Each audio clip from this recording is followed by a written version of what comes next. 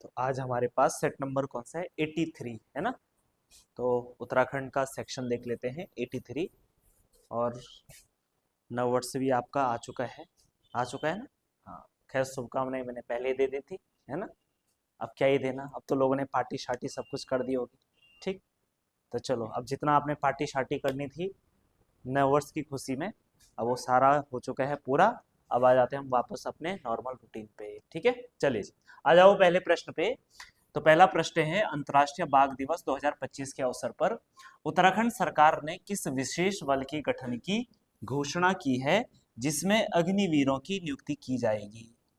चलो जी, तो बताओ भाई, ऐसा कौन सा है जिसको सरकार ने बनाने की घोषणा की है। तो ये आपका कौन सा, टाइगर प्रोटेक्शन फोर्स। ठीक है, ध्यान रखना कौन सा है, टाइगर प्रोटेक्शन फोर्स। तो हाल में ही सरकार ने जो है टाइगर प्रोटेक्शन फोर्स के गठन की घोषणा की है अंतर्राष्ट्रीय बाघ दिवस 2025 के अवसर पर। अब पहली बात तो आपको ये बताना मुझे भाई कि अंतर्राष्ट्रीय बाघ दिवस किस दिन मनाया जाता है, कब मनाया जाता है। हाँ, तो बहुत बढ़िया। तो अंतर्राष्ट्रीय बाघ दिवस मनाया जाता है 29 जुलाई को मनाया जाता है। ठीक है, तो इसी दिन सरकार के द्वारा इसकी क्या की गई, घोषणा की, है ना। और इस घोषणा में देखो, क्योंकि टाइगर प्रोटेक्शन फोर्स की बात हो रही है, तो जो हमारे अग्निवीर हैं, आपको पता है 4 साल के बाद फिर से क्या है, रोजगार का संकट है कि नहीं। ठीक है, तो इसीलिए देखो जो वहां से रिटायर आ जाएंगे तो भाई उनको हम इस फोर्स में क्या करेंगे, उनकी भर्ती कर देंगे। उससे कई सारे फायदे होंगे। एक तो बहुत ज्यादा प्रशिक्षण देने की जरूरत होगी, दूसरी बात फिट है, इनको पता है किस तरीके से प्रोटेक्ट करना है। बस एक ही जानकारी देनी होगी भाई, वन्य जीवों से संबंधित, है ना। बाकी चीजें क्या, हर चीज में एक्टिव, कोई दिक्कत नहीं है। ट्रेनिंग, मिलिट्री से बेहतरीन ट्रेनिंग क्या हो सकती है ना। तो इसके लिए क्या होगा, एक तो सरकार के लिए भी आसान होगा और इन लोगों को क्या मिल जाएगा, रोजगार भी मिल जाएगा। ठीक है, तो B is the right answer हो जाएगा। अगले प्रश्न पे आ जाते हैं, और दूसरा प्रश्न है, उत्तराखंड में आपदा मित्र योजना की तर्ज पर आपदा से निपटने हेतु हेतु कौन सी योजना चलाए जाने का प्रस्ताव लाया गया है। ठीक है, तो कौन सी योजना लाने का प्रस्ताव है, तो बताओ भाई, आपदा राहत योजना, आपदा सखी योजना, आपदा शरण योजना और आपदा जीवन योजना। ठीक है, चलो ऑनलाइन वाले भी आंसर करते रहो। ठीक है, तो कौन सा है यहाँ पे, ए नहीं, तो आपका बी वाला क्या हो जाएगा, सही आंसर हो जाएगा, आपदा सखी योजना। देखो अगर बात करें आपदा मित्र योजना जो है, आपदा मित्र योजना की बात करें तो जो आपदा मित्र योजना है, सरकार यहाँ पे क्या है, जो वॉलेंटियर्स हैं, ठीक है, वॉलेंटियर्स, वॉलेंटियर्स जानते हैं आप क्या होता है वॉलेंटियर्स। हाँ, क्या होता है वॉलेंटियर्स। मान लो मैं अपनी इच्छा से किसी चीज में सेवा देना चाहता हूँ, है ना, बिना पैसों के, बिना किसी चीज की, तो इसी चीज को क्या बोलते हैं, वॉलेंटियर्स कहा जाता है, कहा जाता है ना। तो ऐसे हमारे राज्य में कई लोग होते हैं जो अपनी इच्छा से, जैसे कहीं पे आपदा आ गई, कुछ आ गए, तो आपने देखा होगा कि लोग क्या करते हैं, राशन ले जाते हैं, लोगों की हेल्प करते हैं, सहायता करते हैं। ठीक है, तो ऐसे वॉलेंटियर्स की एक इनके लिए ही एक योजना थी, कौन सी, आपदा मित्र योजना। तो इसी की तर्ज पे सरकार ने कौन सी योजना चलाना स्टार्ट करा है, आपदा सखी योजना। अब सखी है तो सखी किसकी होती है, पुरुषों की या महिलाओं की, महिलाओं की होती है ना। तो इसका मतलब ये समझ में आ गया कि भाई आपदा सखी योजना है तो ये किससे संबंधित हो जाएगी, महिलाओं से संबंधित हो जाएगी। क्योंकि बात आपदा से है तो यहाँ पे वे महिलाएं जो वॉलेंटियरली ये चाहती है कि जब भी कभी आपदा आए या किसी को जरूरत हो, ठीक है, उस परिस्थिति में वो क्या करेगी, सहायता करेगी, है ना, राशन पहुंचाएगी, चिकित्सा दिलाएगी, जो भी है मतलब, है ना। ठीक है, तो महिलाएं जो वॉलेंटियर्स महिलाएं हैं जो आपदा में काम करना चाहती है, तो इन्हीं के लिए सरकार के द्वारा क्या किया गया है, आपदा सखी योजना घोषणा की गई है। क्लियर है। अब यहाँ पे मान लो आपने बोला सरकार को, देखो मैं वॉलेंटियर्स बनना चाहती हूँ या मैं इस योजना के अंतर्गत आना चाहती हूँ, ताकि कल के दिन अगर कोई आपदा आती है तो मैं वहां क्या करूंगी, वॉलेंटियरली पार्टिसिपेट करूंगी वहां पे। तो भाई अगर आपदा आ रही है तो पहले आपको प्रशिक्षण भी तो पता होना चाहिए ना। अब आपको पता ही नहीं है, कहीं पर कोई फंस गया, पता ही नहीं करना क्या है, अब मैं वॉलंटियर हूँ जी, वॉलंटियर क्या करना भाई, ऐसे वॉलंटियर का भाई पता भी तो होना चाहिए। अगर मान लो कोई कहीं पे फंसा है तो उसको निकालना कैसे, है ना, या संचार का माध्यम कैसे तैयार करना, कैसे नेटवर्क बिछाना है। तो यहाँ पे सरकार इस योजना के तहत ऐसी महिलाओं को क्या करेगी, प्रशिक्षित करेगी, ताकि आपदा आने के समय पर ये बेहतरीन कार्य कर सके और सिस्टम के साथ एक बेहतर समन्वय बना सके। ठीक है, तो ध्यान रखना आपको आपदा सखी योजना। इसके अलावा कुछ और योजनाएं हैं, आपको ध्यान रखना है, ये भी याद कर लेना। 11 मार्च 2006 में 11 मार्च, ठीक है, 11 मार्च 2006, ठीक है, सरकार के द्वारा एक योजना लाई गई और इस योजना का नाम था पर्यावरण मित्र योजना, ठीक है, पर्यावरण मित्र योजना। 11 मार्च 2006 को कौन सी योजना आती है? पर्यावरण मित्र योजना आती है।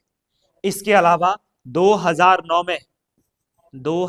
में कौन सी योजना आती है? स्पर्श गंगा योजना, स्पर्श गंगा योजना,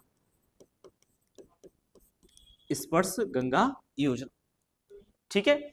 उसके बाद अगली योजना याद रखना 7 जुलाई 2017, 7 जुलाई 2017, 7 जुलाई 2017 नहीं 16 करना, 7 जुलाई 2016, ठीक है। और यह योजना थी आपकी कौन सी? नमामि गंगे योजना, उत्तराखंड सरकार की नमामि गंगे योजना। भारत सरकार की भी है, लेकिन भारत सरकार पहले ला चुकी थी, है ना। उत्तराखंड सरकार के द्वारा कब शुरू की गई? 7 जुलाई 2016 में की गई। इसके अलावा 2015 में उत्तराखंड सरकार एक योजना लेके आई और इस योजना का नाम था हिमालय दर्शन योजना, हिमालय दर्शन योजना, ठीक है। 2015 में ही एक और योजना आती है, कौन सा? मेरा पेड़ मेरा धन योजना, मेरा पेड़ मेरा धन योजना, मेरा पेड़ मेरा धन योजना हो जाएगा। तो 2015 में एक तो हो गया आपका हिमालय दर्शन योजना और दूसरा है मेरा पेड़ मेरा धन योजना हो जाएगा, ठीक है। चलिए जी, इतनी बात क्लियर है। तो ये कुछ महत्वपूर्ण योजनाएं हैं, इन योजनाओं के बारे में आप क्या रखोगे? याद रखोगे। बाकी 2025 में मैंने कुछ और योजना बताई थी, जैसे महिला सारथी योजना, है ना, 8 मार्च 2025 को। मुख्यमंत्री नमक पोषण योजना 6 जुलाई 2024 को, है ना। ईंधन सखी योजना, मुख्यमंत्री ईंधन सखी योजना कब आई थी? कब आई थी भाई? 2023 में आई थी, ठीक है। कब आई थी? 2023 में आई थी, ठीक है। चलो जी, तो ये कुछ योजना आपको याद रखना है। अगले प्रश्न पे आ जाते हैं और अगला प्रश्न है हमारे पास प्रश्न संख्या 23। निम्न में से किस हवाई अड्डे पर हाउस ऑफ हिमालयाज स्टोर का उद्घाटन किया गया है? तो बताओ भाई, कब किया गया है? हाउस ऑफ हिमालयाज स्टोर का उद्घाटन जो है ये किया गया कहां पे? जॉलीग्रांट एयरपोर्ट पे किया गया है। अब पहली बात तो यह थी कि हाउस ऑफ हिमालयाज है क्या? क्या है ये? क्या है हाउस ऑफ हिमालयाज? बताओ, है कुछ या नहीं है? कुछ नहीं है, ऐसे ही है, हिमालय का घर, हिंदी में, है ना। चलो जी, क्या है हाउस ऑफ हिमालय? तो देखो, हाउस ऑफ हिमालय क्या है? ये अब उत्तराखंड का एक क्या है? यूनाइटेड ब्रांड है, ब्रांड। अब उत्तराखंड के जितने भी स्थानीय प्रोडक्ट होंगे या उत्पाद होंगे, इनको हाउस ऑफ हिमालयाज के नाम से बेचा जाएगा। ये इसलिए भी सरकार के द्वारा किया गया ताकि उत्तराखंड के उत्पादों को क्या क्या मिले? एक वैश्विक पहचान मिले, है ना। जहां भी जिस प्रोडक्ट पे ये लिखा होगा हाउस ऑफ हिमालयाज, तो भाई दिमाग में क्लिक होना चाहिए कहां का है? उत्तराखंड का है, ठीक है। हाँ, ये 2024 में जब सम्मेलन हुआ था, वैश्विक जो भी सम्मेलन होता है, ठीक है, प्रधानमंत्री मोदी के द्वारा इस ब्रांड का क्या किया गया था? शिलान्यास किया गया था, इसकी शुभारंभ किया गया था, ठीक है। तो राज्य के जो भी उत्पाद होंगे वो हाउस ऑफ हिमालयाज के नाम से क्या होंगे? बिकेंगे। और यही आपका स्टोर कहां पे खोला गया? हाल में जॉलीग्रांट में खोला गया है। B is the right answer हो जाएगा। अगला प्रश्न, प्रश्न संख्या 24 और 24 की बात कर लेते हैं, ठीक है। 24वां प्रश्न है, देखो, राज्य वित्त आयोग, क्या बताना हमें? निम्न में से उत्तराखंड राज्य की संवैधानिक संस्थाएं कौन सी है? जब आपसे ये पूछा जा रहा है कि संवैधानिक संस्थाएं कौन सी, तो इसका मतलब क्या हुआ? इसका मतलब क्या है? हाँ, जब संवैधानिक संस्था पूछा जा रहा है तो इसका मतलब क्या है? इसका मतलब ये है कि संविधान में, ठीक है, किन संस्थाओं का उल्लेख है, या संविधान ने किस संस्था को बनाने का उल्लेख किया है, या संविधान में किसका उल्लेख मिलता है। तो क्या राज्य वित्त आयोग का उल्लेख मिलता है? मिलता है। क्या राज्य वित्त आयोग का उल्लेख मिलता है? क्या संविधान बोलता है कि राज्य वित्त आयोग का गठन होना चाहिए? अच्छा, क्या है, बोलता है? कहाँ बोलता है? नहीं बोलता। अच्छा, नहीं बोलता।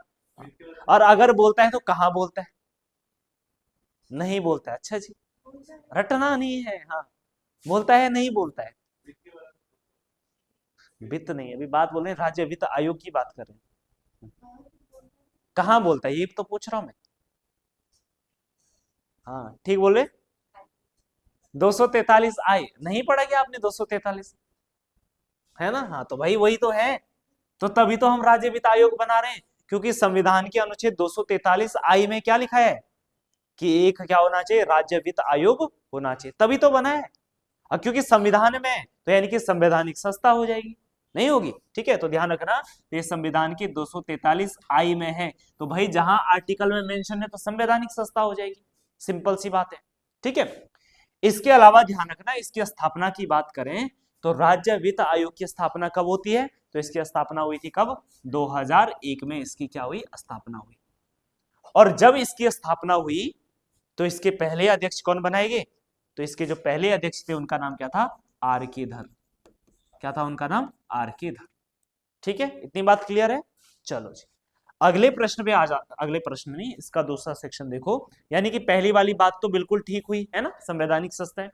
उत्तराखंड सूचना आयोग, क्या उत्तराखंड सूचना आयोग संवैधानिक संस्था है जी? बताओ, या नहीं है?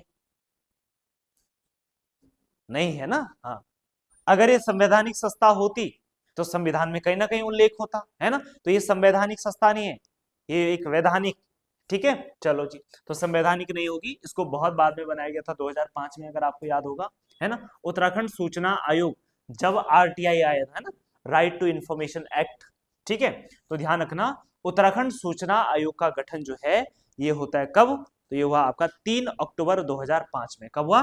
3 अक्टूबर 2005 में इसकी क्या होती है? स्थापना होती है। ठीक है, और जब स्थापना हुई होगी तो ऑब्वियसली बात है, हर संस्था का क्या होता है? अध्यक्ष होता है, चेयरमैन होता है। तो इसका अध्यक्ष कौन थे? पहले अध्यक्ष, पहले अध्यक्ष कौन थे?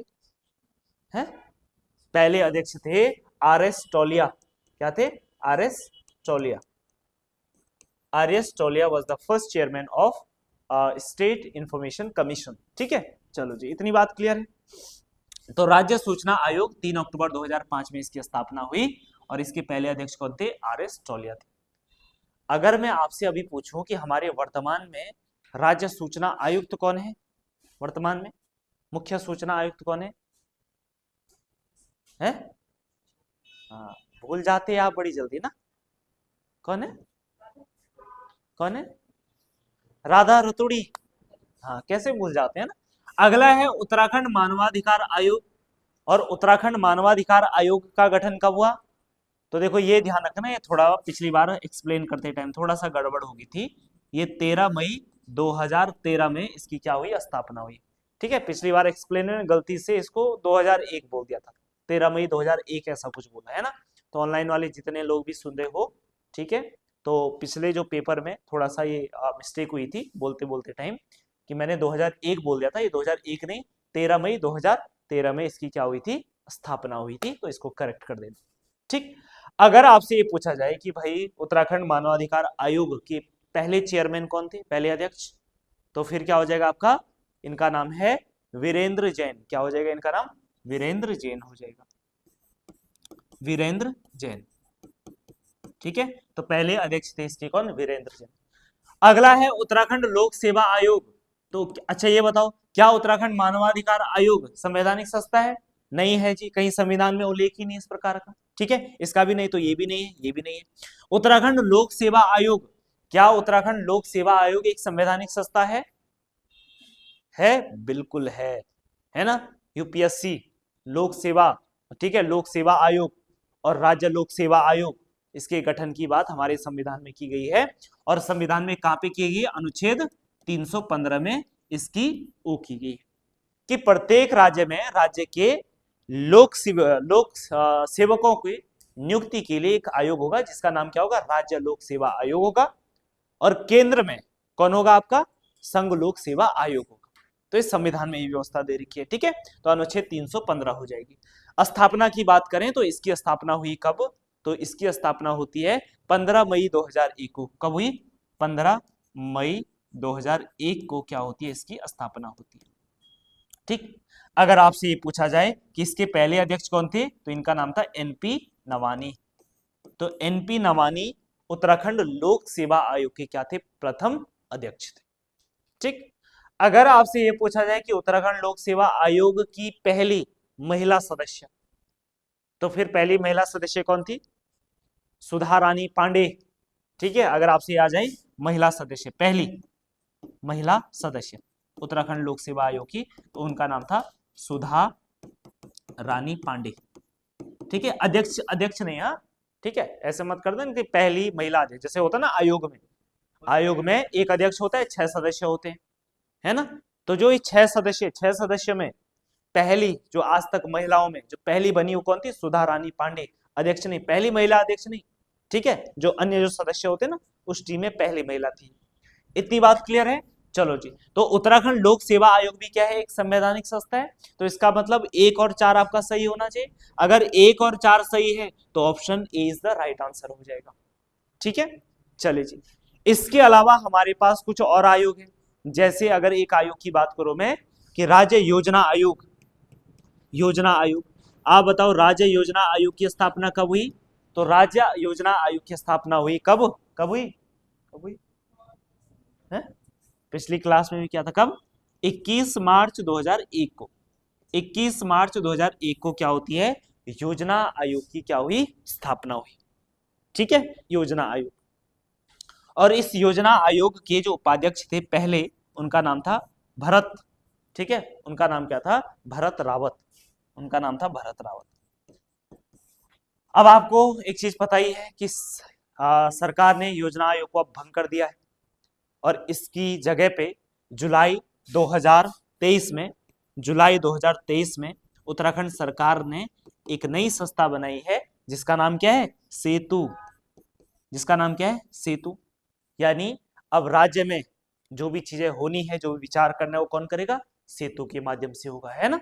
और हाँ, अब सेतु की फुल फॉर्म क्या है? State institute for transforming Uttarakhand. हो सकता है कभी कभी फुल फॉर्म भी आ जाए, लिख दो, लिख देता मैं। स्टेट इंस्टीट्यूट फॉर ट्रांसफॉर्मिंग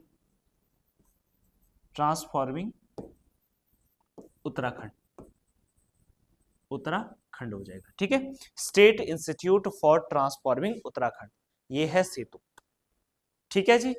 चलिए जी। और वर्तमान में ध्यान रखना, इसके जो उपाध्यक्ष हैं वो हैं राजशेखर जोशी। कौन है वर्तमान में इसके उपाध्यक्ष हैं? उपाध्यक्ष कौन है? राजशेखर जोशी। अब आप सोच रहे होंगे कि मैं उपाध्यक्ष तो बोल रहा हूं लेकिन अध्यक्ष क्यों नहीं बोल रहा हूं? है अच्छा, पीएम आएगा यहाँ राज्य में ना। हाँ, एक गवर्नर होगा। कौन हो?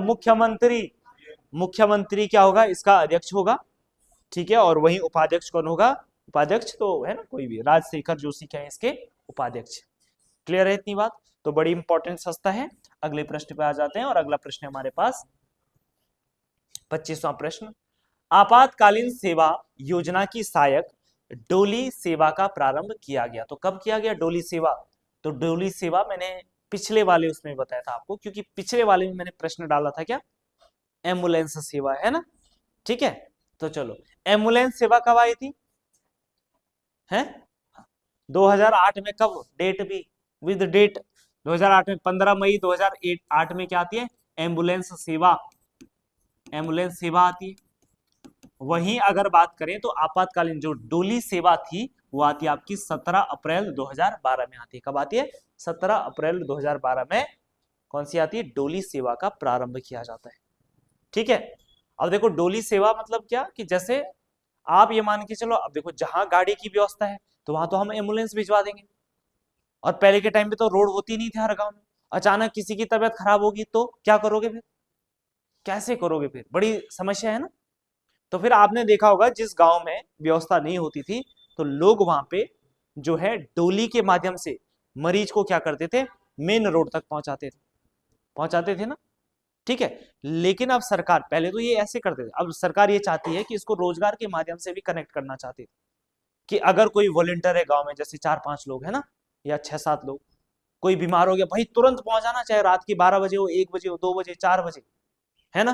और जो लोग वहां उसको मेन रोड तक पहुंचा देंगे डोली के माध्यम से, उनको सरकार क्या देगी, कुछ उसका जो भी होता है, जो भी बनता है, उस हिसाब से उसको क्या देगी, पैसा देगी, है ना। तो ये डोली सेवा थी। तो आप ये मान के चलो डोली सेवा वैसी है जैसे रोड पे तो एम्बुलेंस हो जाएगी गाड़ी, और डोली सेवा कहाँ, जहां गांव में जहां रोड नहीं है वहां डोली दे दी सरकार ने, ठीक है। और जो भी 6-7 लोग हैं जो चाहते कि मुझे थोड़ा पैसा भी मिले, फट से उन्होंने उठाया और सीधे मेन रोड तक भेज दिया। तो ये क्या है, आपकी डोली सेवा है, ठीक है। अगला प्रश्न, 26वां प्रश्न है, ये है आपका स्टेटमेंट बेस्ड क्वेश्चन। और यहाँ पे पहला स्टेटमेंट हम देख लेते हैं। पहला स्टेटमेंट क्या है कि पिछले कुछ समय से पंचायती राज प्रणाली में उत्तराखंड की महिलाओं की जागरूकता व रुचि बढ़ी है। क्या आपको ऐसा लगता है कि पिछले कुछ टाइम से पंचायतों में महिलाओं की रुचि भी बढ़ी है और उनकी जागरूकता भी बढ़ी है? ऐसा लगता है आपको? लगता है, लगता है बिल्कुल। अब आपकी नहीं होगी तो औरों के भी नहीं है। अब देख, पंचायत में लोग इतनी प्रधान बन गई है ना, है ना, इतने सारे लोग बन गए, महिलाएं आ रही हैं आगे, है ना, कई सारे लोग आ रहे हैं। तो यानी कि महिलाओं की रुचि तो बढ़ी है। अगर आज से 10 साल पहले, 15 साल पहले देखते ना, तो पंचायतों में महिलाओं की भूमिका थी ना के बराबर, है ना। लेकिन अब है, तो यानी कि पहला कथन तो बिल्कुल ठीक लग रहा है, बहुत सही है ना। अब तो हमें कोई भी महिला प्रधान भी दिख जाएंगी, मेयर भी दिख जाएंगी, है ना, विधायक भी दिख जाएंगी, सांसद भी दिख जाएंगी, कुछ ना कुछ दिखी जाएंगी। तो पिछले 10-15 साल से बहुत अंतर आया, बहुत, ठीक है। कारण, अब देखो कथन तो ठीक है, क्या जो कारण दे रहा वो भी ठीक है, कि मार्च 2008 में पारित पंचायती अधिनियम में संशोधन करके महिलाओं के लिए पंचायतों में आरक्षण 33% से बढ़ाकर 50% कर दिया गया। क्या ये कारण ठीक लग रहा है आपको? नहीं लग रहा है, ठीक है। तो और क्या कारण लग रहा है आपको? ये नहीं लग रहा है ठीक, तो है, यही तो सही है। अरे जब आरक्षण ही 50% हो जाएगा, तो अब चाहो ना चाहो 50% महिलाओं को चुनाव में खड़ा होना ही पड़ेगा। अगर वो नहीं भी होंगी तो उनका पति करवा ही देगा, चल उठ जा, है ना, बाकी प्रधान तो मैं नहीं रहना ना, है ना। समझ रहे हो, है ना। आपने गांव में देखा होगा भाई, नाम के लिए तो महिला प्रधान है ही, लेकिन सारा पति काम कौन कर रहा, प्रधान पति कर रहा है। देखा आपने ऐसा? तो इस तरीके की व्यवस्था नहीं होनी चाहिए। अगर सरकार महिलाओं को इतना आरक्षण दे रहे तो चाहते हैं कि महिलाओं का सशक्तिकरण हो। ये नहीं कि उसका फायदा महिला का पति उठा रहा है। कई लोग तो नौकरी छोड़ के आ जाते, फिर घर में बैठ जाते कि बीवी बन गई, है ना। अब क्या, जो गांव की प्रधान महिला है भाई, वो घास लेने जा रखी है, वो अपना वही काम करी जो कर रही है ना। और बीडीओ के पास जाना है, डीएम के पास जाना है, क्षेत्र में भ्रमण करना है, गांव में पंचायत मीटिंग करना है, सारा कौन कर रहा है? प्रधानपति। क्यों भाई? ये गलत बात है, ऐसा नहीं होना चाहिए। एक शिक्षित होने के नाते इसे बिल्कुल भी नहीं होना चाहिए, ठीक है। वो इसीलिए किया जा रहा है ताकि महिला का सशक्तिकरण हो भाई, महिला भी अपने पांव पे खड़े हो, वो हमेशा दबी ना रहे। तो ये अधिकार महिला को भी तो जानना होगा ना भाई। अगर सरकार आपके लिए कोई व्यवस्था कर रही है तो क्यों कर रही है, हमें भी तो समझना होगा ना। तो नहीं समझ रहे, क्या कर सकते हैं भाई, समस्या है, ठीक है। तो चलो ध्यान रखना। हालांकि महिलाओं की भूमिका तो बड़ी है, लेकिन, है ना, वो थोड़ा अलग तरीके से बड़ी है ना, ठीक है। चले जी, तो दोनों कथन भी सही है और आर ए का सही कारण भी है। तो यानी कि आपका कौन सा आंसर सही हो जाएगा? दोनों कथन सही है, पर आर ए की सही व्याख्या कौन सा? अच्छा है, ए वाला सही हो जाएगा आपका, ठीक है। ए इज द राइट आंसर हो जाएगा। इतनी बात क्लियर है, ठीक है। चलो जी, अगले प्रश्न पे आ जाते हैं। गांधी जी द्वारा किस वर्ष बागेश्वर में स्वराज मंदिर भूमि का शिलान्यास किया गया था? कब किया गया था? 1929 में किया गया था, ये आपको पता है। सबसे पहले देखो, गांधी जी की हमारे उत्तराखंड की भ्रमण यात्रा की बात करें तो ऐसा नहीं कि पहली बार वो 1929 में हमारे उत्तराखंड आए थे, है ना। वैसे सबसे इंपॉर्टेंट दौरा उनका 1929 ही था, है ना।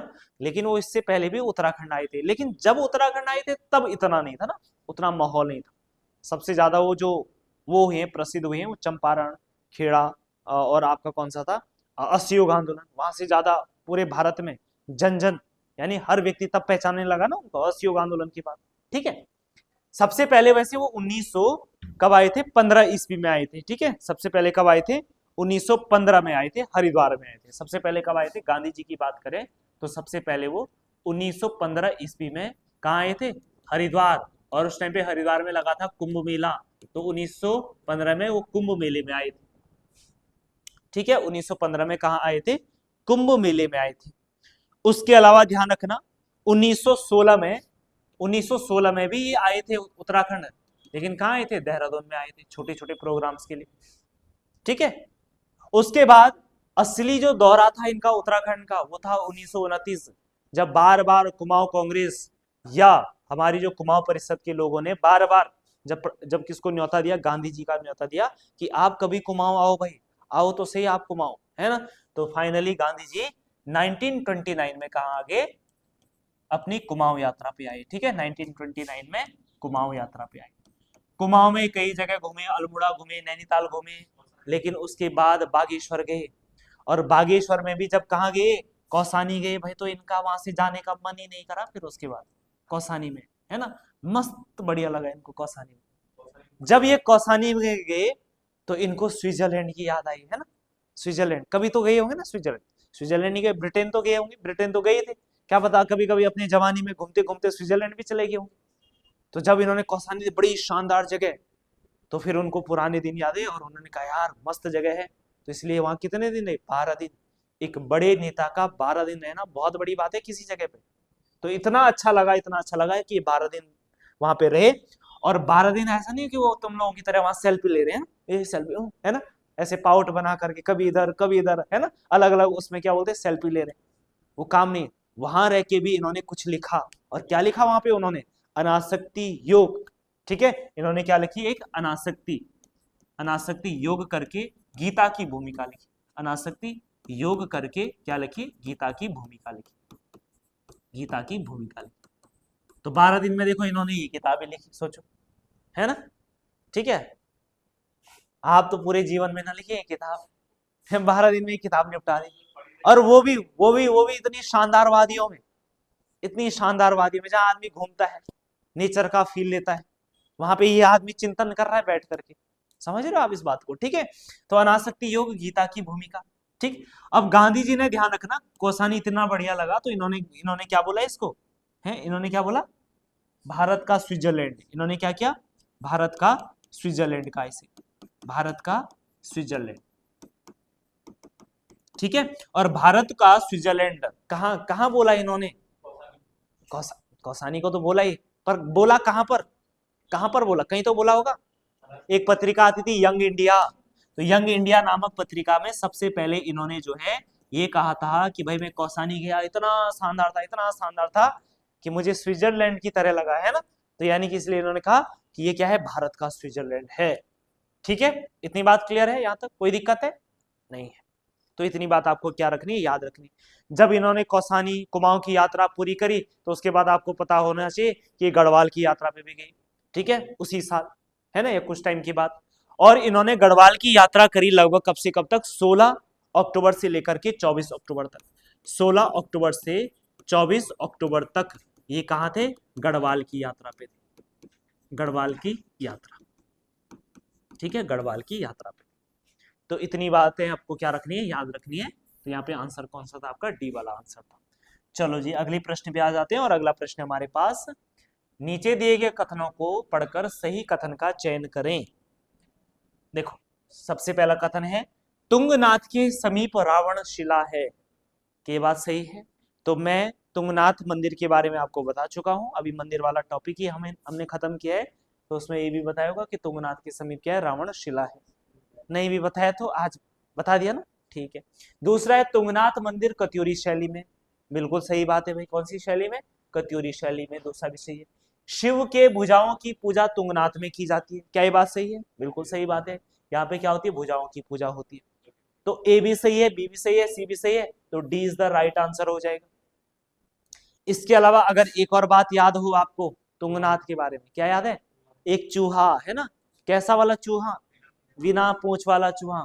तो यहाँ पे बिना पूंछ वाला चूहा, बिना पूंछ वाला चूहा, चूहा, कौन सा? रुंडा चूहा, ठीक है, रुंडा चूहा भी मिलता है। खास बात यही है, बिना पूंछ का था, नहीं तो चूहे तो हर जगह ही है। बात आ रही समझ में?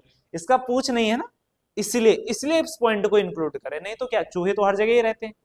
ठीक है, तो बिना पूंछ वाला चूहा कहाँ पे मिलता है आपका? कहाँ पे मिलता है? तुंगनाथ में मिलता है। बाकी तुंगनाथ की बात करें तो तुंगनाथ किस पर्वत पे स्थित है? कौन सा पर्वत हो जाएगा? चंद्रशिला पर्वत हो जाएगा, चंद्रशिला पर्वत, ठीक है, चंद्रशिला पर्वत। कौन सा पर्वत हो जाएगा? चंद्रशिला पर्वत हो जाएगा। और चंद्रशिला टोपी, इससे टोपी नहीं क्या, चोटी है ना, चंद्रशिला चोटी। अगर आप कभी जाओगे तो चंद्रशिला टॉप में भी चले जाना भाई, ठीक है। हाँ, देखा है, गए हो? हाँ, फोन पे ही देखा है ना। चलो, क्या करें, आज की दुनिया फोन में ही पूरी दुनिया देख रही है, तो क्या ही कर सकते हैं।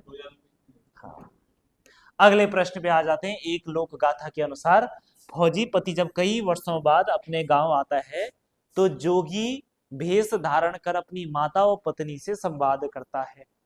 बताओ कौन सी कथा है? रामी बौराणी, रामी बौराणी, ठीक है, ये गढ़वाल क्षेत्र की एक प्रसिद्ध प्रेम कथा है ना। यहाँ पे उस नारी, ठीक है, की बात की जा रही है जिसका पति 12 साल से घर नहीं आया। इसका पति किस में था? फौज में था, आर्मी में था। अब 12 साल से घर ही नहीं आया, और जब घर ही नहीं आया तो भाई उम्मीद थी ना, पहाड़ों की महिलाएं शांत एकदम बढ़िया सी है ना, ठीक है, और अपने पति के प्रति जो अगाध प्रेम है, ठीक है, ये नहीं कि भाई 2 महीने हुए नहीं चलो रे दूसरा ढूंढो, है ना ठीक है, वो प्रेम था पहले, वो अटूट प्रेम था, है ना, वो वाला सिस्टम नहीं आज के जमाने की तरह, ठीक है, अच्छा नहीं बन रही 2 महीने, चलो छोड़ो ना दूसरा। पहले के जमाने में आपको पता कितना भी कष्ट हो, कितनी भी चीजें हो, तो एक दूसरे के प्रति क्या हुआ करता था? समर्पण हुआ करता था। और ये समर्पण भाव दे सकते हैं कि अगर कोई 12 साल से इंतजार कर रहे हैं तो समर्पण, इसे बोलेंगे ना असली प्यार, या आजकल वाला है ना 2-3 महीने, 4-5 महीने, 6-7 महीने वाला, है ना, ठीक है। और आजकल तो ये है, शादी भी हो जाती है, मतलब प्यार वाली शादी हो भी जाती है और वो भी टूट रही है, तो भाई कैसा प्यार था फिर, है ना। अगर प्यार है तो टूट नहीं सकता कभी। तो देखो, रामी बोरानी का पति 12 साल से घर नहीं आया था, और जब इसका पति घर आया एक बार, जिसने सोचा जरा टेस्ट ले लेता है ना, इसका टेस्ट ले लेता हूं, तो जब वो आया तो पत्नी जो है अपने खेतों में काम कर रही थी, जैसे भी कर रही थी। ये जोगी भेष में आया और वही परेशान करने लगे ना, चल मेरे साथ चल, तेरा पति तो अब कहाँ आएगा, 12 साल हो गया, कहाँ तो वो बोले कि नहीं आएगा मेरा पति, ठीक है, तो ये कह रहा नहीं आएगा, तो एक काम कर मेरे साथ चल। लास्ट में इसने द्रांति, है ना, ऐसे कुदाल की मारूंगी, है ना, अगर ज्यादा किया तो। तब ये घर आई, और फिर उसके बाद आपको पता है जोगी पीछे पीछे घर ही आ गया, है ना। था तो वो रामी का ही पति था ना, लेकिन जोगी भेष में आ रखा था, टेस्ट कर रहा था। जब घर में आया तो फिर उसने अपनी माता से बोले, माता कुछ दे दे खाने के लिए, है ना। तो तब माता खाना वो लेके आई। जैसे रामी ने देखा, अबे ये आ गया, माता तुमने खाना क्यों दिया, वो जैसे मारने वाली, तब फिर उसने अपने असली भेष में आया, तब उसने देखा कि यार, है ना, बात तो है कुछ ना। तो रामी बोरानी, चलो ये कथाएं तो खैर हम डिटेल क्लास में करेंगे, ठीक है। बाकी राजुला बालूशाही आपको पता है, कुमाऊं की एक अमर प्रेम कथा है। जीतू बगडवाल, है ना, ये आपको पता ही है, टिहरी उत्तरकाशी वाला क्षेत्र, हीर और रांझा, जौनपुर जौनसार उत्तरकाशी वाला क्षेत्र, ठीक है। चलो जी, अगला प्रश्न, कौन सा प्रश्न है? 30 ना। चलो जी, उत्तराखंड की पहली धार्मिक फीचर फिल्म कौन सी थी? अभी हम कई बार कर चुके, तो उत्तराखंड की पहली जो धार्मिक फीचर फिल्म थी उसका नाम था धारी देवी। अगर मैं आपसे पूछूं कि जौनसार क्षेत्र की पहली फिल्म कौन सी थी, है अभी कुछ टाइम पहले ही रिलीज हुई, पिछले साल ही, कौन सी थी? है धामी? अच्छा, धामी तो मुख्यमंत्री है, धार्मिक नहीं पूछ रहा, मैंने कहा जौनसार क्षेत्र की पहली मूवी, पहली फिल्म, उसका नाम क्या था? कितनी बार ये चर्चाओं में भी रही, मेरे गांव की बाट, मेरे गांव की बाट, ये याद रखना है, भूलना नहीं है बिल्कुल भी। अगर आपसे ये पूछा जाए कि जौनसारी क्षेत्र की पहली डॉक्यूमेंट्री, तो डॉक्यूमेंट्री की बात करें तो डॉक्यूमेंट्री कौन सी थी? तो भाई डॉक्यूमेंट्री थी कौन सी? चालदा जात्रा। कौन सी थी? चालदा जात्रा, पहली डॉक्यूमेंट्री थी चालदा जात्रा। बाकी पहली कुमाऊनी फिल्म मेघा, कितनी बार मैं बता चुका हूं मेघा, ठीक है। पहली गढ़वाली फिल्म जगवाल, पहली गढ़वाली फिल्म कौन सी है, जगवाल। और सबसे सफल गढ़वाली फिल्म घर जमे, ठीक है, जो कब आई, 1986 में आई। अगले प्रश्न पे आते हैं और प्रश्न संख्या 31वां। आपको यहाँ पे मैच करना है तो मिलान कीजिएगा जरा। सबसे पहले अगर आपसे पूछा जाए परियों के देश खैट पर्वत में कौन सा सही है, बताओ। परियों के देश खैट पर्वत किसकी रचना है, किसकी किताब है, तो ये है डॉक्टर अरुण कुकसाल की। किसकी है, डॉक्टर अरुण कुकसाल की है। परियों के देश खैट पर्वत, खैट पर्वत कहां पर है, टिहरी गढ़वाल में है। परियों का देश है ना, आप जानते होंगे आछरी जिनको बोलते हैं, है ना, तो यहाँ पे आछरी घूमती है रंग बिरंगे कपड़ों में, मजा ना कभी। और गाना मत गा देना, नहीं तो आछरी आपको अपने साथ ले जाएगी हमेशा के लिए, ठीक है। जीतू बगड़वाल का हरण भी यही हुआ था, है ना। चलो जी, उसके बाद हिमालय में पथारोहण, ये है नीरज नैथानी। उत्तराखंड में 120 दिन, ये सुंदरलाल बहुगुणा। और अगर आपसे पूछा जाए कि घुघुती बासुती उत्तराखंड के पारंपरिक बाल गीत आपके किसके हैं, हेमपंत के हैं, तो एक का एक देखो, एक का एक तो केवल एक में ही मिल रहा है, तो बस आपको और चेक करने की जरूरत भी नहीं थी, ठीक है। चलिए अगले प्रश्न पे आ जाए। उत्तराखंड कितना सच और कितना छल पुस्तक के लेखक कौन है, तो बताओ कौन है, कौन है। उत्तराखंड कितना सच और कितना छल जो पुस्तक है, इसके लेखक हैं सुरेंद्र सिंह पांगती। कौन है, सुरेंद्र सिंह पांगती जी है, इसके क्या है, लेखक हैं। सुरेंद्र सिंह पांगती के द्वारा एक संस्था भी शुरू की गई थी, तो इस संस्था का नाम था धाद, धाद नामक संस्था जो है इनके द्वारा शुरू की गई थी, ठीक है। चलो जी, तो ये इनकी एक महत्वपूर्ण कृति थी, उत्तराखंड कितना सच और कितना छल, जो कि दो भागों, दो पुस्तक में आ रखी है, ठीक है, सुरेंद्र सिंह पांगती। बाकी मोहन उप्रेती के बारे में हम कई बार पढ़ चुके हैं। मोहन उप्रेती की बात करें तो इन्होंने पर्वतीय कला केंद्र की स्थापना 1968 में। इसके अलावा बेडू पाको बारामासा की धुन इन्होंने तैयार की, है ना, कि ना बेडू पाको बारामासा की धुन। बाकी अगर शेखर पाठक की बात करें, भाई शेखर पाठक एक इंपॉर्टेंट साहित्यकार है हमारे उत्तराखंड के, है कि नहीं। और शेखर पाठक की बात करें तो सबसे पहले आपको ये ध्यान रखना है कि शेखर पाठक हैं कहां से, कहां से, ये पिथौरागढ़ से। कहां से, पिथौरागढ़। शेखर पाठक ने भी एक संस्था बनाई 1983 में, और उस संस्था का नाम क्या था, पहाड़, ठीक है, पहाड़। पहाड़ नामक संस्था का गठन शेखर पाठक ने किया। और आपको पता है यही संस्था जो है अस्कोट अराकोट यात्रा भी संचालित करती है, जो हर 10 वर्ष के बाद आयोजित की जाती है, ठीक है, उत्तराखंड की संस्कृति ज्योग्राफी को समझने के लिए। 1983 में इन्होंने पहाड़ नामक संस्था बनाई। इसके अलावा अगर पुरस्कार की बात करें तो 2006 में, कब, 2006 में इनको कौन सा पुरस्कार मिलता है, राहुल सांस्कृतिक पुरस्कार मिलता है, राहुल सांस्कृतिक पुरस्कार मिलता है, हाँ, राहुल सांस्कृतिक पुरस्कार मिलता है, ठीक है। वहीं अगर 2017 में बात करें तो 2017 में भारत सरकार के द्वारा इनको पद्मश्री अवार्ड दिया गया। कौन सा अवार्ड दिया गया, पद्मश्री अवार्ड दिया गया, ठीक। इसके अलावा ध्यान रखना 2022 में कमला देवी पुरस्कार, कमला देवी पुरस्कार 2022 में कमला देवी पुरस्कार दिया गया। बाकी शेखर पाठक की कई महत्वपूर्ण रचनाएं हैं, जैसे हरी भरी उम्मीद, हरी भरी उम्मीद, एक तो ये रचना है। इसके अलावा और कौन सी है, Chipko movement, Chipko movement, the people's history, the people's history. इसके अलावा उत्तराखंड में कुली बेगार प्रथा, उत्तराखंड में कुली बेगार प्रथा, उत्तराखंड में कुली बेगार प्रथा हो जाएगा, ठीक है, उत्तराखंड में कुली बेगार प्रथा। और कोई रचना आपको याद आ रही है, ठीक है, और जैसे पहाड़ 19 है, ठीक है, पहाड़ 19 एक ही किताब भी है, पहाड़ 19, तो ये कुछ महत्वपूर्ण कृतियां हैं इनकी, ठीक है। चलो, इसके अलावा अगर आपसे पूछा जाए कि अगला प्रश्न है किमो, किलमोड़ और घिंगारो, बताओ क्या है ये, तो ये वनस्पतियां हैं, वही वनस्पति वाला टॉपिक में हमने पढ़ा था, है ना।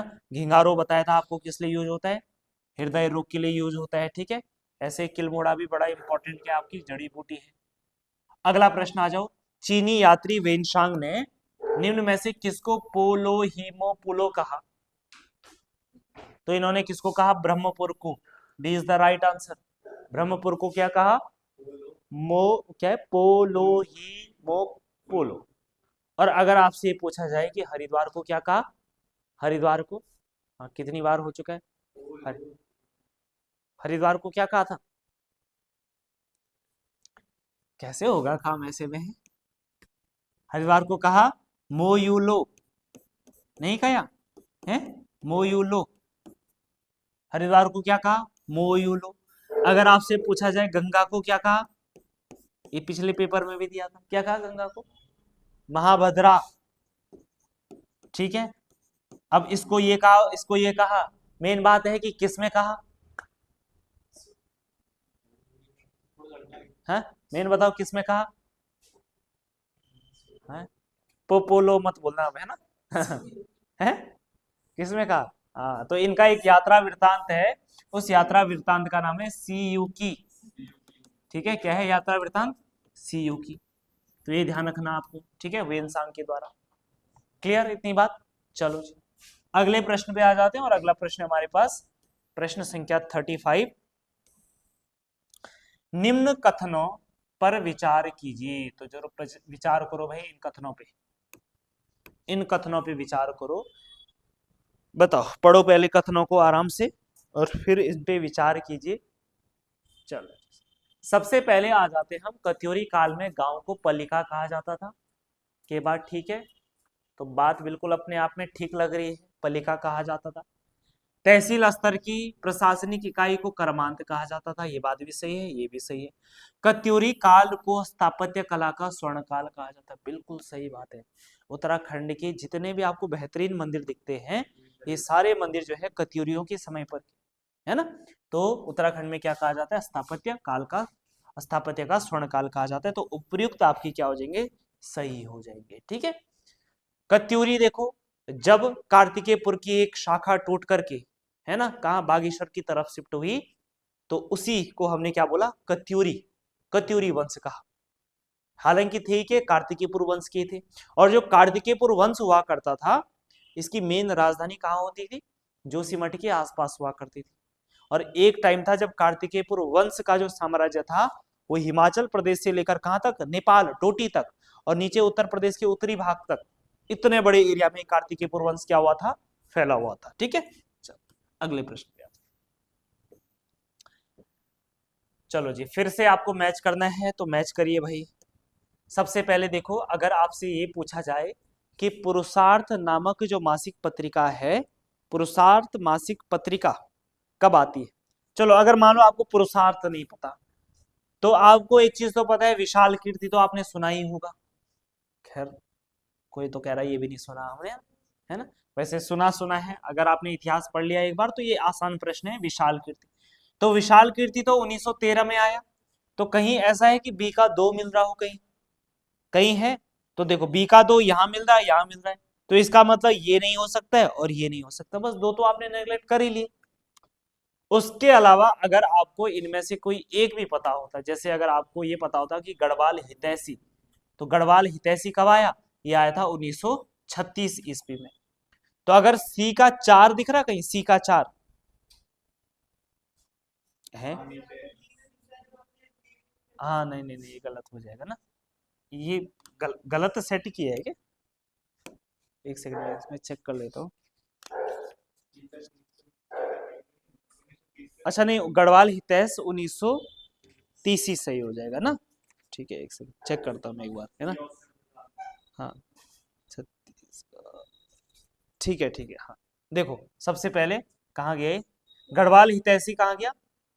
1900 नहीं, विशाल कीर्ति कहाँ है? 1913। और गढ़वाल हितैषी 1930। हाँ, 1930 ठीक है। तो 2 और 3, हाँ ठीक है, सी ठीक है, अब ठीक है। पुरुषार्थ कब आया? तो 1917 में ही आया होगा, अब जब भी आएगा हमें नहीं पता, है ना? हमें तो आंसर मिल गया है ना, सी। हमें नहीं पता। उत्तर भारत जब भी आया हमें नहीं पता, चलो हमने मिला दिया है ना, खत्म बात। ठीक है, लेकिन ध्यान ये रखना अब कि अगर पुरुषार्थ की बात करें तो पुरुषार्थ जो आपकी मासिक पत्रिका थी ये 1917 में दुगड्डा से निकलती थी। कहां से निकलती थी? दुगड्डा से निकलती थी। ठीक है, दुगड्डा से निकलती थी। और इसका जो संपादन शुरू किया वो किसने किया? गिरिजादत्त नैथानी ने। गिरिजादत्त नैथानी, गिरिजादत्त नैथानी जी। ठीक है, गिरिजादत्त नैथानी। अगर आपसे ये पूछा जाए कि विशाल कीर्ति कहां से होता है और किसके द्वारा किया गया, तो विशाल कीर्ति जो है ये पौड़ी से होता था, पौड़ी से होता था। और इसका जो किया किसने? सदानंद गैरोला। इसके संपादक कौन थे? सदानंद गैरोला। ठीक है, सदानंद गैरोला।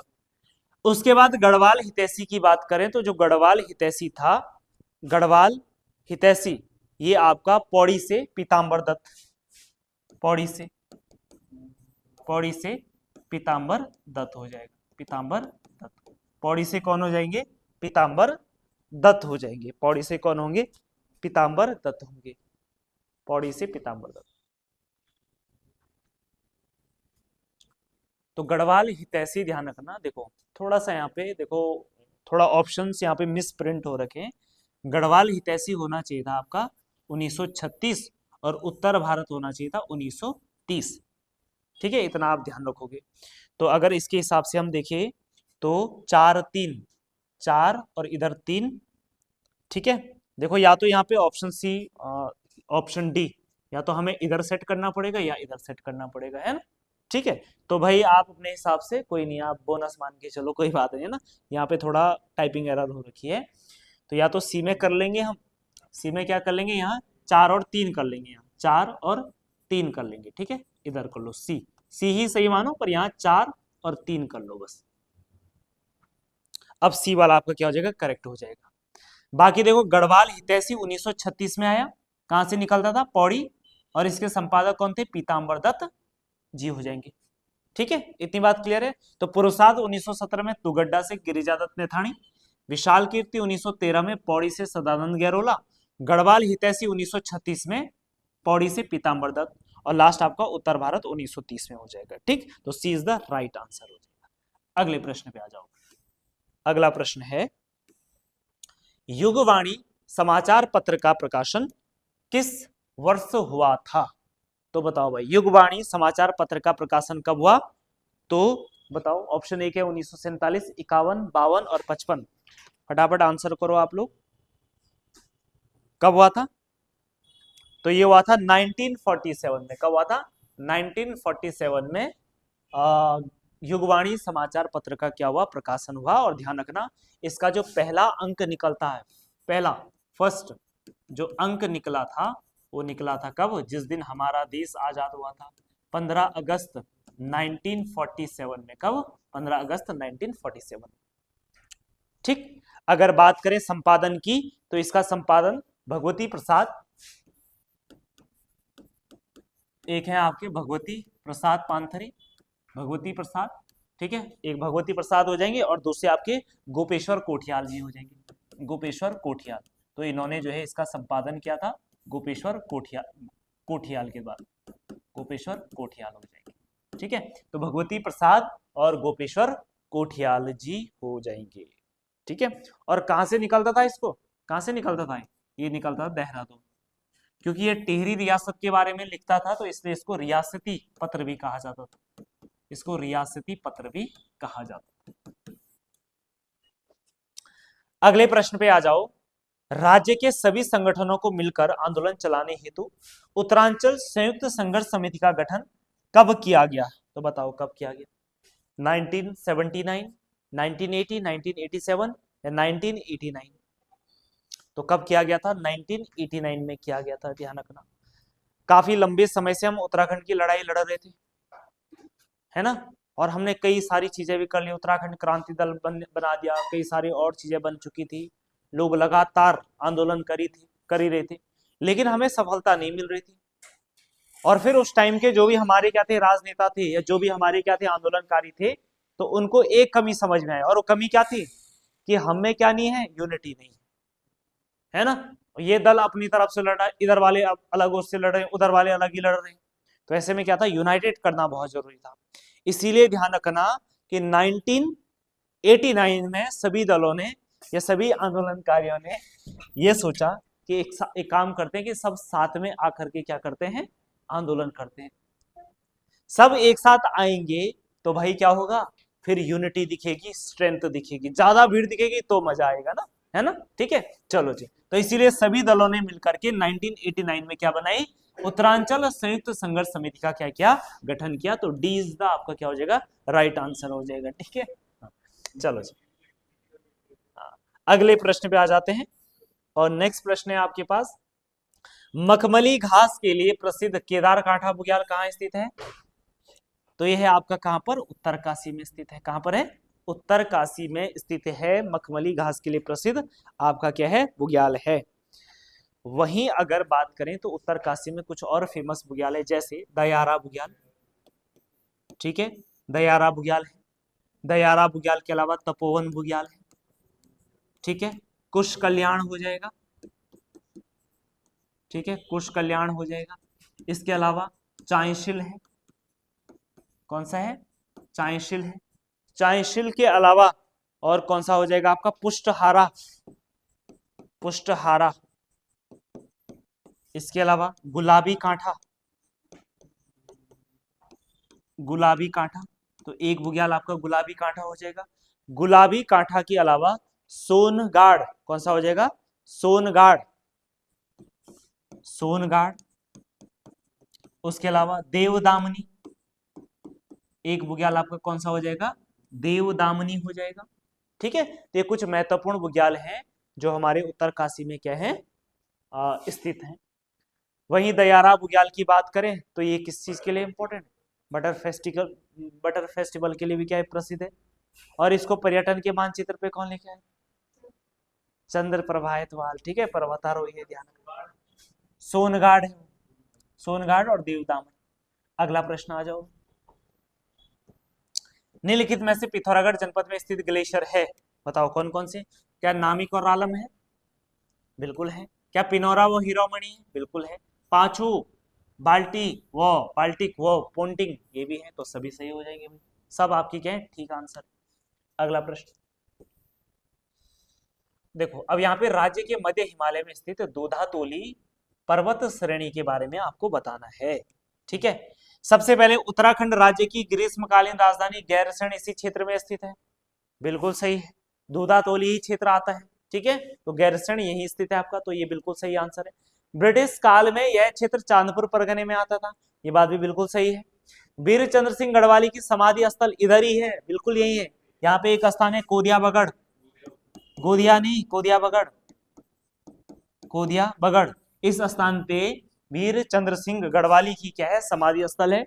और ध्यान रखना, इधर ही प्रत्येक वर्ष 12 जून को यहाँ पे क्या लगता है, इनकी याद में क्या लगता है, मेला लगता है। ये भी याद रखोगे आप, तो ये भी सही बात होगी। यह क्षेत्र सदैव हिमाच्छादित रहता है। अभी सदैव कैसे रहेगा, दूधातोली है ही मध्य हिमालय में, और मध्य हिमालय कहाँ सदैव, हमेशा महान हिमालय रहता है। ठीक है, चलो जी। तो यानी कि ये वाली बात तो आपकी गलत हो जाएगी। तो 1 2 3 सही है कहीं, 1 2 3, D is the right answer हो जाएगा। बाकी आपको एक और चीज याद रखनी है, और याद क्या रखोगे कि दूधातोली से 5 नदियां निकलती है। कितनी नदियां निकलती है, 5 नदियां निकलती है। तो ये 5 नदियां बड़ी इंपॉर्टेंट है। 5 नदी कौन कौन सी है, तो एक है पश्चिमी रामगंगा, दूसरी है आटागाड़, तीसरी है वोनो, ठीक है, चौथी है पश्चिमी एवं पूर्वी नयार। ठीक है, 2 होगी, 4 नहीं हुई, 2 होगी सीधे। ठीक है, पश्चिमी नयार और पूर्वी नयार। ठीक है, पश्चिमी रामगंगा, आटागाड़, वोनो, पश्चिमी नयार और पूर्वी नयार, 5 नदियां यहां से निकलती है। और ध्यान रखना, दूधातोली को उत्तराखंड का पामीर भी कहते हैं। क्या कहते हैं, उत्तराखंड का पामीर भी कहा जाता है। ठीक है, ठीक है, चलो जी अगला प्रश्न। अगला प्रश्न, हाँ नेक्स्ट प्रश्न, निम्न में से उत्तुंग शहर किस जनपद में है। उत्तुंग शहर नहीं, शिखर, उत्तुंग शिखर। तो आजकल मैं कई बार आपको पर्वत वाला जानबूझ के डाला हूं ताकि आपको अच्छे से याद हो जाए। उत्तुंग शिखर है आपका पौड़ी गढ़वाल में। उत्तुंग शिखर के अलावा ध्यान रखना, एक है आपका कौन सा, हेमकूट। कितनी बार बोलिए मैंने, हेमकूट एंड मणिकूट, जो लगातार प्रैक्टिस सेट में होगा भाई उसके तो अब ये सबकॉन्शियस माइंड में भी चला गया होगा ना। हेमकूट और मणिकूट कहाँ है, पौड़ी में, कहाँ पे है ना, हेमकूट और मणिकूट पर्वत के बीच में ही आपका कर्णवाश्रम है, जिसको वर्तमान में क्या बोलते हैं, चौकी घाट कहते हैं। इसके अलावा ध्यान रखना यहाँ पे कौन सा पर्वत है, कंडोलिया पर्वत भी, कंडोलिया पर्वत, ठीक है, मेन पौड़ी कंडोलिया पर्वत पे ही है। इसके अलावा कामदाह पर्वत है, कौन सा पर्वत है, कामदाह पर्वत है। इसके अलावा किनास पर्वत है, कौन सा पर्वत है, किनास पर्वत। इसके अलावा अगर बात करें तो शंभु और निशंभु, शंभु एवं निशंभु पर्वत भी कहां पर है, कहां पर है, ये भी आपके कहां पर है, पौड़ी में। इसके अलावा छजोला चोटी या छजोला धार, छजोला धार भी आपको कहां पे मिल जाएगा, पौड़ी में मिल जाएगा भाई, छजोला धार। रुद्रप्रयाग में तो कई बार बता चुका हूं, कौन कौन से, अभी एक थोड़ी देर पहले बताए, चंद्रशिला पर्वत और क्रौच पर्वत, ठीक। नैनीताल की बात करें तो नैनीताल में कौन कौन से पर्वत है, तो नैनीताल में एक सबसे फेमस हिडिंबा पर्वत, वो तो छोड़ ही दो जो नैनीताल शहर के आसपास है, उनके अलावा, ठीक है, वो तो हो ही जाएंगे आपको याद, शेर का डांडा, नैना पीक है ना, चीना पीक है ना, ये तो हो जाएंगे आपको याद, कोई बात नहीं। और हिडिंबा हो गया, हिडिंबा के अलावा किलवरी, किलवरी हो जाएगा, हिडम्बा हो जाएगा, किलवरी हो जाएगा, है ना। एक चोटी हनी बनी, है ना, कितनी अच्छी चोटी है ना, हनी बनी चोटी, हनी बनी चोटी, ठीक है, हनी बनी चोटी। हालांकि आजकल हनी बनी लोगों ने किसी और का ही नाम रखा हुआ है ना, जनरली क्यों दंपति बोल देते ना, हनी बनी, ठीक है। तो हिडिंबा, किलवरी, हनी बनी चोटी हो जाएगा। इसके अलावा अगर बात करें तो आपका देवगुरु चोटी, देवगुरु चोटी, देवगुरु चोटी भी आपकी कहां पर है, नैनीताल में। इसके अलावा अगर बात करें तो डैरोथीसिट, डैरोथीसिट चोटी, तो ये भी कहां पर है आपके, ये भी नैनीताल में, ठीक है। बाकी चमोली में आपके देखो नॉर्मल वाली नहीं बताने, देवस्थान है, कौन सा है, देवस्थान, हाथी पर्वत, स्लीपिंग लेडी, ठीक है। और आपका कौन सा है, जय विजय, जय विजय, तो ये पर्वत आपके कहां पे हो जाएंगे, चमोली में हो जाएंगे, ठीक है। अगला नेक्स्ट, दिए गए युग्मों में असंगत कथन का आपको चयन करना है। देखो सबसे पहले स्वधम व सुमेरु गुफा क्या पौड़ी में है, बिल्कुल है, सही बात है। छीनी गुफा पौड़ी नहीं रे, पिथौरागढ़, पिथौरागढ़ बिल्कुल ठीक है, ये भी पिथौरागढ़ में। कपिलेश्वर गुफा पिथौरागढ़ में, बिल्कुल ठीक है। कोटेश्वर गुफा कहाँ है, रुद्रप्रयाग में, ये तो है रुद्रप्रयाग में। तो अल्मोड़ा, अल्मोड़ा वाले कहाँ से आ जाएंगे बीच में, है ना, ठीक है, ऐसे कैसे हो जाएगा, है ना, ठीक है, हाँ, तो ये रुद्रप्रयाग हो जाएगा, है ना, ठीक है। चलिए बाकी पिथौरागढ़ में हमारे पास कई सारी और गुफाएं भी, जैसे कौन कौन सी गुफाएं हैं, तो देखो एक गुफा आप लिखोगे धर्मजाली, धर्मजाली गुफा, ठीक है। इसके अलावा शिव गुफा, इसके अलावा मुक्तेश्वर गुफा, मुक्तेश्वर गुफा, मुक्तेश्वर गुफा के अलावा अगर और देखें तो शैलेश्वर गुफा, शैलेश्वर गुफा, शैलेश्वर गुफा हो जाएगा। शैलेश्वर गुफा के अलावा राजा रानी, राजा रानी गुफा, राजा रानी गुफा। इसके अलावा भाटकोट गुफा, भाटकोट गुफा। इसके अलावा एक उड़ियार भी है, पाखू उड़ियार, ठीक है, या पाखू गुफा भी कह सकते हैं, ठीक है, पाखू उड़ियार हो जाएगा। इसके अलावा कभी अगर ये आ जाए मौत की गुफा, तो मौत की गुफा भी इधर ही। बाकी पाताल भुवनेश्वर तो आपने सुना ही, ठीक है। ये कुछ महत्वपूर्ण गुफाएं हैं जो हमारे पिथौरागढ़ में क्या है, स्थित है, ठीक है। चलो अगले प्रश्न पे आ जाओ, और नेक्स्ट प्रश्न है हमारे पास, लेक ऑफ स्नो किस ताल को कहा जाता है, तो लेक ऑफ स्नो किसे कहा जाता है, तो ये हेमकुंड को कहा जाता है। कहाँ है हेमकुंड, ये कहाँ है आपका हेमकुंड, तो ये है आपका कहाँ, चमोली जनपद में हो जाएंगे, है ना, हाँ। और चौराबाड़ी ताल रुद्रप्रयाग में है। अगला प्रश्न, असंगत युग्म का चयन करें। कुमाऊं की सबसे पवित्र नदी क्या सरयू है, बिल्कुल सही बात है, नहीं है तो फिर कौन सी है, सरयू नहीं है तो। दूसरी, कालियो, कालियो नहीं है, काली एवं सरयू नदी का संगम क्या पंचेश्वर में है, काली एवं सरयू नदी का संगम क्या पंचेश्वर में है, बिल्कुल है भाई, कैसे भूल सकते हैं आप, यहीं पे तो भारत का सबसे बड़ा डैम बनाया जा रहा है, पंचेश्वर डैम। सरयू एवं गोमती नदी का संगम क्या बागेश्वर में है? बिल्कुल है, कैसे नहीं हो सकता है ना। उसके बाद कोसी व सरयू नदी का संगम क्या कौसानी में? नहीं भाई, ये बात गलत हो जाएगी, ठीक है, ये बात बिल्कुल आपकी क्या है, गलत है। यानी कि डी आपका क्या होना चाहिए, सही आंसर होना चाहिए। अगला प्रश्न आ जाओ। निम्न में से लुलेरा गुलेरा घाटी कितनी बार पूछा है? लुलेरा घाटी, लुलेरा गुलेरा घाटी कहाँ हो जाएगा ये? तो ये है पलेठी का सूर्य मंदिर, जो कि हिंडोला खाल देवप्रयाग के आसपास टेरी गढ़वाल में पड़ता है, ठीक है। चलो जी, अगला प्रश्न बताओ। हिलांस कोफू, हिलांस क्या है? हिलांस पक्षी है भाई। न्योली क्या है? ये ध्यान रखना, उत्तराखंड के परंपरा गीत लोकों में आपको हिलांस शब्द मिल जाएगा, आपको न्योली मिल जाएगा। हिलांस आपने कई बार कुछ प्रोडक्ट के नाम भी सुने होंगे, हिलांस नहीं सुने? कई बार लोगों ने अपनी दुकान का नाम भी हिलांस लिखा रहता है, जहां पे स्थानीय प्रोडक्ट मिलते होंगे, है ना। अगले प्रश्न पे आ जाओ। गांव बचाओ आंदोलन का नेतृत्व किसने किया? गांव बचाओ आंदोलन का नेतृत्व अनिल प्रकाश जोशी। कितनी बार बता चुका हूं मैं अनिल प्रकाश जोशी के बारे में। अनिल प्रकाश जोशी की बात करें तो इनका जन्म 1955 ईस्वी में कहां पे हुआ? कोटद्वार में। कहां पे हुआ? कोटद्वार में। फिर उसके बाद बात करें 1979 में इनके द्वारा एक संस्था बनाई गई, संस्था का नाम था हेस्को। संस्था का नाम क्या था? हेस्को। फिर अगर बात करें 2006 में, तो 2006 में इनको एक अवार्ड मिलता। कौन सा अवार्ड? कौन सा मिला 2006 में?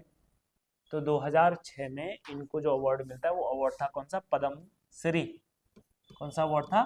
पद्म श्री, ठीक है। 2006 में इनको जो अवार्ड मिलता है वह अवार्ड था आपका कौन सा? पद्म श्री हो जाएगा, ठीक है। फिर उसके बाद 2020 में, 2020 में इनको कौन सा मिलता है? पद्म भूषण। और 2021 में बात करें तो 2021 में इनको कौन सा मिला? मदर टेरेसा अवार्ड मिला, ठीक है, मदर टेरेसा अवार्ड मिलता है। क्लियर इतनी बात? चलो जी, तो ये है अनिल। बाकी कल्याण सिंह रावत जी जो है मैती आंदोलन के प्रेरणता है। 1995 में इनके द्वारा शुरू किया गया। कई लोग जो है 1996 भी बोले, ऑनलाइन में भी किसी ने 1996 लिखा था कि पिछली किसी वीडियो में के कमेंट में। तो 1996 नहीं, कुछ किताबों में गलत लिखा है, वो है 1995, ध्यान रखना, ठीक है। और बहुत सारी किताबों में 1996 लिखा है, बिल्कुल गलत है, ठीक है। और इस बात की मैं प्रमाणिक जानकारी दे सकता हूँ क्योंकि मैंने कल्याण सिंह रावत जी से खुद बात करी। उन्होंने बताया भाई 1995 में ये जो मूवमेंट वहां पे चला था, ठीक है। हाँ, तो इसलिए बिल्कुल आपको कंफ्यूज नहीं होना है, ये प्रमाणिक जानकारी अब है ना। अब जिस आदमी ने चलाया वही व्यक्ति मुझे बता रहा है, तो इससे ज्यादा प्रमाणित क्या होगा, ठीक है। हाँ, ये ध्यान रखना। क्या कह रहे हो? हाँ, ठीक है। हाँ, ये उनके साथ निजी वार्ता हुई थी मेरी, है, मजाक नहीं करी, मजाक लग रहा है आपको? सच्ची बता रहा हूँ भाई, है ना। उनके साथ निजी निजी वार्ता हुई थी, तो ठीक है, उसमें उन्होंने बताया कि 1995 के अराउंड था। अगला देखो, द हिमालय खारदुंगला चैलेंज पार करने वाले हितेश कुनियाल का संबंध किस जनपद से था? बताओ किस जनपद से था? है, किस जनपद से था? ये जनपद है, जो जनपद था वो दिख ही नहीं रहा, यह है चमोली, ठीक है। चलो जी, अगला प्रश्न, 50वां प्रश्न देखो। कौन सा एक युग्म पर्वतारोही हर्षवंती विष्ट से सुमेलित नहीं है?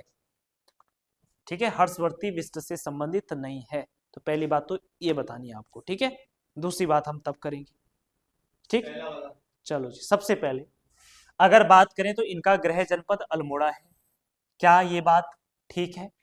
बताओ, क्या ये बात ठीक है कि इनका जो है अल्मोड़ा है गृह जनपद? है, बताओ। ये बात बिल्कुल गलत है, क्योंकि ये कहां से है? तो ये है पिथौरागढ़ से। कहां से? पिथौरागढ़ से। नंदा देवी का सफल आरोहण 1981 में किया, बिल्कुल ठीक है। पर्वतारोही है, ये बात भी ठीक है। अर्जुन पुरस्कार, ये बात भी ठीक है। बाकी अगर बात करें 2010 में इनको सीसीआई ग्रीन अवार्ड मिला। 2010 में कौन सा अवार्ड मिला? CCI green award. Green award, CCI green award मिलता है कब? 2010 में। इसके अलावा ध्यान रखना, इन्होंने जो है गंगोत्री में save Gangotri project, save Gangotri project इन्हीं के द्वारा चलाया गया। और इसी प्रोजेक्ट के तहत ये गंगोत्री घाटी में भोजपत्र के वृक्षों को लगाने का काम कर रहे हैं। ठीक है, भोजपत्र के वृक्षों को लगाने का काम करे। तो आपसे आ सकता है कि सेब गंगोत्री प्रोजेक्ट की प्रेरणा कौन है? वे हर्षवंती बिष्ट है। इसके अलावा अगर बात करें तो भारतीय पर्यावरण फाउंडेशन, भारतीय पर्यावरण फाउंडेशन, फाउंडेशन की ये पहली महिला अध्यक्ष भी, पहली महिला अध्यक्ष भी रही है। ठीक है, तो ये कुछ बातें आपको हर्षवंती बिष्ट के बारे में क्या रखना है, याद रखना है। टिहरी के चंबा शहर में किस वर्ष गब्बर सिंह नेगी स्मारक बनाया गया? तो 1925, ए सही आंसर हो जाएगा। ठीक है, चलो जी अगला प्रश्न, उत्तराखंड आदि गौरव सम्मान 2025 से किसे सम्मानित किया गया? किसे सम्मानित किया गया? हाँ जी, किसे सम्मानित किया गया है? चलो, तो आप ये बताएंगे। तो ये जो सम्मानित किया गया है, ये सम्मानित किया गया नरेंद्र सिंह नेगी और दूसरे कौन है? किशन महिपाल। और आपको पता होनी चाहिए दोनों के दोनों क्या है हमारे उत्तराखंड में? ये लोक गायक है। क्या है? लोक गायक है। ठीक है, चले जी इसके अलावा कुछ और सम्मान आपको याद रखना है ना, कुछ और सम्मान याद रखना है। और जो 2025 में ही मिले हैं, जैसे एक सम्मान आप याद रखोगे कि जो 2025 में मिले हैं वो सम्मान आपको कौन कौन से हैं। तो सबसे पहले देखो ये है हिमालय गौरव सम्मान। देखो पहला याद रखना, हिमालय गौरव सम्मान 2025, हिमालय गौरव सम्मान, हिमालय गौरव सम्मान 2025। और हिमालय गौरव सम्मान जिन लोगों को मिला है वो लोग हैं आपके, एक है प्रोफेसर राजेंद्र सिंह नेगी, एक है प्रोफेसर राजेंद्र सिंह नेगी, एक है प्रोफेसर राजेंद्र सिंह नेगी, और दूसरे जो व्यक्ति हैं उनका नाम है प्रोफेसर अजीत कुमार नेगी, प्रोफेसर अजीत कुमार नेगी, अजीत कुमार नेगी। ठीक है, और इन दोनों को जिस चीज के लिए यह पुरस्कार दिया गया वह था आपकी ग्रामीण प्रौद्योगिकी के लिए। ठीक है, ग्रामीण प्रौद्योगिकी के लिए जो है यह अवार्ड इनको दिया गया। वहीं अगर बात करें जो तीसरे व्यक्ति हैं उनका नाम है प्रोफेसर डी के राणा, प्रोफेसर डी के राणा। और जो प्रोफेसर डी के राणा है उनको जो यह अवार्ड मिला, ये किस क्षेत्र में मिला? कि वानिकी की क्षेत्र में, वानिकी के क्षेत्र में उत्कृष्ट कार्य करने के लिए इनको यह अवार्ड मिला। तो 2025 का हिमालय गौरव सम्मान किस किस को? राजेंद्र सिंह नेगी और अजीत कुमार नेगी को। किस चीज के लिए?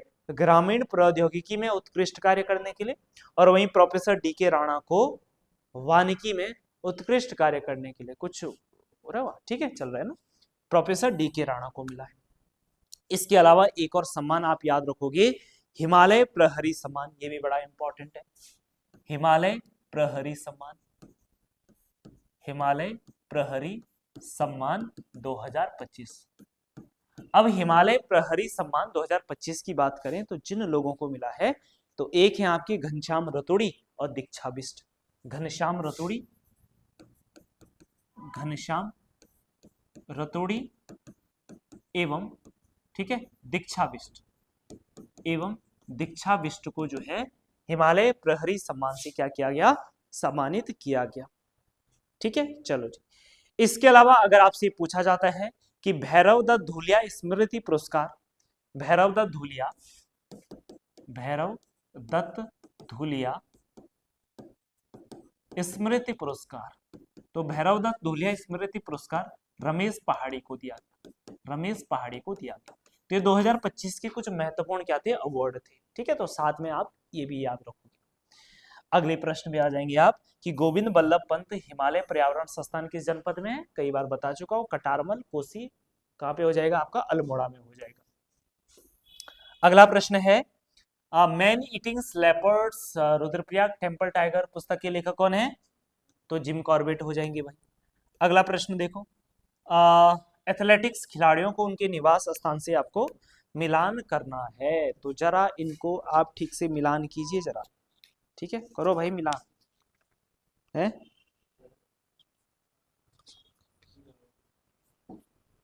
बताओ, ठीक है बताओ भाई। सबसे पहले अंकिता ध्यानी की बात करें तो अंकिता ध्यानी कहां से है?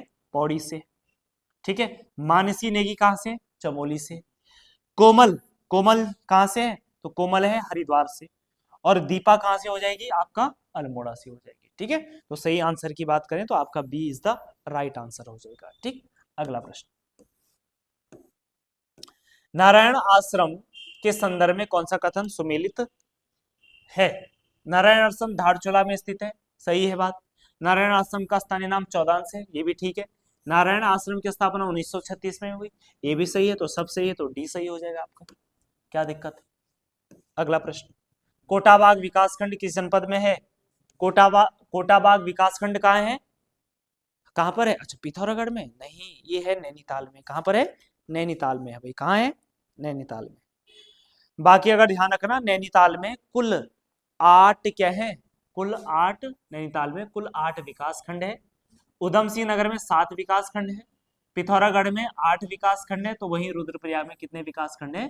3 विकास खंड है। ठीक है, चलो जी अगला प्रश्न, किस अमेरिकी न्यायाधीश ने रानीखेत को विश्व का सर्वोत्तम हिल स्टेशन कहा था? तो बताओ भाई, किसको कहा था? किसने कहा था? तो ये थे आपके विलियम डोगलस। विलियम डोगलस ने रानीखेत को विश्व का सर्वोत्तम हिल स्टेशन कहा था। अगला प्रश्न, तो देखो ये तो खैर वन लाइनर है, इसमें ज्यादा क्या बताना। अगला प्रश्न है, 1914 में स्थापित राज्य का सबसे पुराना वन संग्रहालय कौन है? देहरादून है, ऑब्वियसली बात है ना, FRI के अंदर। और लास्ट प्रश्न है आपका, गन हिल्स पॉइंट कहाँ स्थित है? कहाँ है गन हिल पॉइंट? हाँ, मसूरी में। कितने खुश होके बोल रहे हैं ना। हाँ, कहाँ पर है? मसूरी में हो जाएगा। ठीक है, चलो कोई तो प्रश्न है जो आता है ना ये सोच रहे। हाँ, कोई तो प्रश्न है जो आता है और बड़ी देर में आया, लास्ट में ना। शुरू में आता तो थोड़ा कॉन्फिडेंस भी आता। चलो जी, कोई बात नहीं। बाकी देखो, नया साल आ गया है, आप जम के मेहनत करो, है ना। नए साल में नए रेजोल्यूशन भी होंगे आप लोगों के। ठीक है, हालांकि वो रेजोल्यूशन 2-3 दिन में ही खत्म हो जाते हैं। ठीक है, सबसे बढ़िया बात है आराम से करो, मस्त होके करो, और अपना एक प्रॉपर रूटीन रखो। हर चीज अगर आप अपने टाइमली कर रहे हैं ना, तो फिर कोई दिक्कत नहीं है, पढ़ाई भी ज्यादा बोझ नहीं लगेगी, है ना। टाइमली चीजें भी अचीव होगी, अपनी टाइमली क्लास करो। ऑनलाइन वाले भी टाइमली अपने क्या बोलते हैं डिसिप्लिन बनाओ, इस टाइम ये पढ़ना, उस टाइम ये पढ़ना। और बढ़िया सी, इस साल बहुत सारी वैकेंसी है, आप मस्त होकर के तैयारी करिएगा। ठीक है, चलिए जी, मिलते हैं अगले पेपर में, तब तक के लिए नमस्कार, थैंक यू।